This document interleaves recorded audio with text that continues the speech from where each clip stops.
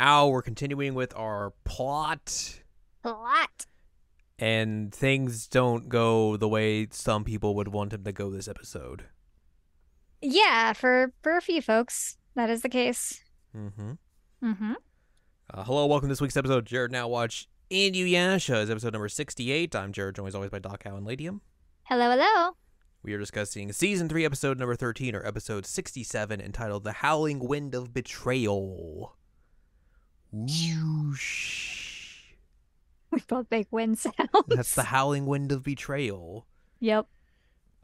We kick off this episode and then we get a bit of a recap of like the ending of last week's episode. Mm-hmm. And then Sesshomaru's like, yeah, I don't really want to deal with your stuff, Kagura. I don't really care about the sacred jewel. I don't care about killing Naraku. If you want to do that, have at it. I don't have any interest. Which brings me to what I was going to say before we hit record. There was no reason to have Sesshomaru in this plot at all. No. Zero reason. I don't know why he's here. He's just here to remind you that he exists.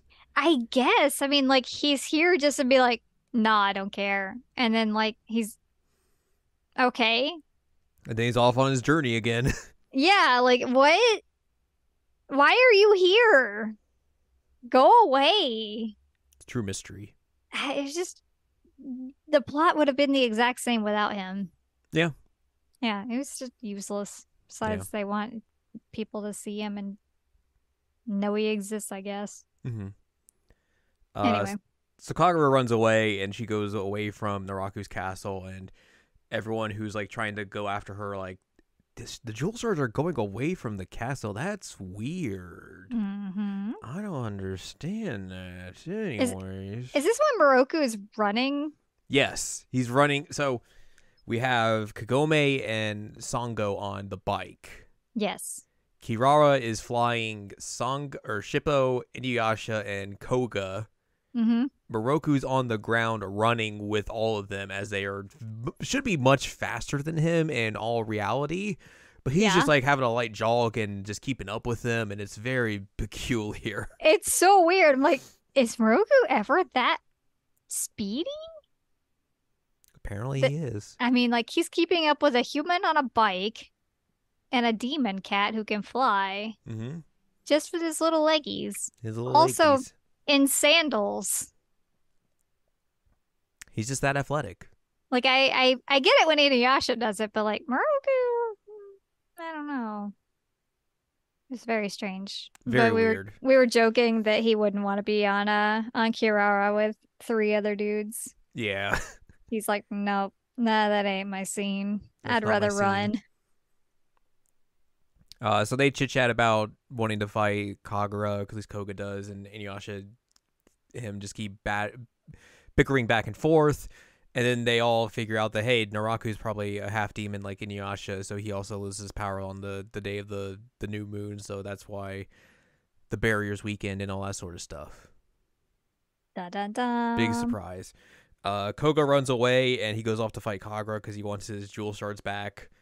Because he's a real demon and he heals fast, unlike you, Inuyasha. You mangy mutt. Inuyasha also gets thrown off of Kirara at one point, but I think that's after Sango has to go help. Yeah, and then Moroku just bonks him on the back of the head to knock him out. Yeah. He's like, hey, okay. Don't go over there. We don't want her to know that you're a half demon and you lose your power. Dummy.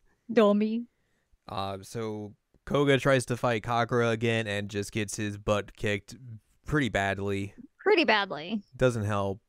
Naraku sends a bunch of demons, and Sango has to go fight those off, and she's just like, that's weird. Anyways, Koga uses this opportunity to, like, while Kagura's distracted, to just punch her in the face and make her let go of the jewel shards. And he's like, I'm gonna get them, and he runs to them, but then he gets like sucked up into like 30 tornadoes and just gets demolished. Yeah, he just gets NATO'd. It's real bad. Inuyasha runs in and saves him, because it's just as the day is breaking, so he can transform back into his powerful self. Which it's so bright all of a sudden. And yet he's still a human. I'm like, usually when they like do that transition, it's like the sun just like barely breaks the horizon and then he turns. Mm-hmm. This one it's like, it's daytime. Okay, transition. It's like, what? Huh? Had to make it more dramatic, clearly. Yeah, but he's just like standing there with like the dust settling around him in his human form and then turns into his regular form. Mm-hmm. And she's like, "Oh, I see. I now know this information." Interesting." Also, I think there was a part that we didn't mention that Kana like goes in as a snitch. Yeah, she snitches to Naraku about what Kagura's doing. Which is a jerk move, man. Real rude. Snitches get stitches. It's true. So Inuyasha shoots off the wind scar at Kagura, and she's like, "Oh no, it's star." Yeah, there's a lot of weird translation, or not translation, but subtitle issues in this episode in particular. A lot of them. It's very bizarre. But yeah, she's like, "Oh no, it's going to hit me," and then all the demons like block it, and she's able to get away. Mm-hmm. And then Koga gets his jewel shards back, puts them in his leggies, and then just runs off. Yep. And then Kagura goes back to see all the dead dudes there, and she's like, "Oh, well, I didn't even notice I was gone." Psych! Wow, this is a weird little hatch. What goes in? Oh god, there's a tentacle around my neck. Yeah, so she gets pulled into Naraku's basement with all his weird demon friends, and Naraku's like, "I heard you left the castle. That's not good. You want to become one with me again?" And Kagura's like, "No, no, no, no, no, no, no, no, no, no, no." Nope. But she does not tell Naraku about Inuyasha or any of that, because he's like, "I'll use him as my trump card." Dun dun dun. Dun dun dun. That's how we end this episode. Yep. We got a few notes here. Hit me with some notes. The scene where Inuyasha is getting more cautious about his secret, his claws were replaced with human fingernails. When was he getting more cautious about his secret? I don't know. I don't remember that at all. Kagura discovers Inuyasha and Naraku are half demons in this episode, and that Inuyasha and supposedly Naraku become powerless on the new moon, though the true nature of Naraku's weakness is later revealed. Ba-ba-bam. This is the first time that one of Naraku's incarnations sees Inuyasha in his mortal state. This is the first time Kana has been shown to be trusted by Naraku with his secrets. Naraku threatens to absorb Kagura for her disobedience. However, this is just, wow, they just spoiling here. Yeah, don't read that. Okay. Well, now I know that happens. Yep. Kagura saw Inuyasha in his human form before, apparently, in the second movie. But the second movie doesn't happen until after season 4. So I don't know why that's a thing. Yeah, that note's wrong. Anyways. Spoilers are happening. You'll forget by the time it happens, don't worry. Yeah, hopefully. You will. Next time, we'll be discussing episode number 68, entitled Shippo Gets an Angry Challenge from Descendants of the Thunder Demon Tribe. Remember the Thunder Brothers?